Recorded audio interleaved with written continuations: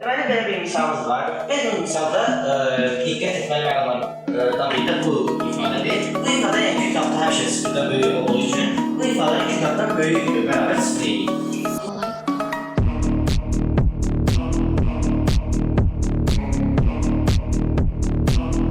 Bu ifadə kişidən yəni A, kişidən kiçik olduğu üçün bu ifadə mənfi sıfır və modulda olmuşlardır.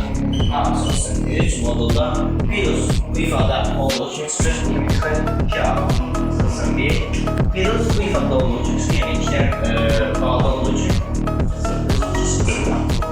Burada A, ikilər bağlı olduğu üçün mənfi sıfır, yəni işarədəki yerlərin dəyişdirlər. Mənfi A, mənfi A, mənfi 2 ayrı. Burada müsbət 2 ayrı, ikisi bunlar. 3'ten 1 çaldı 2, 2 1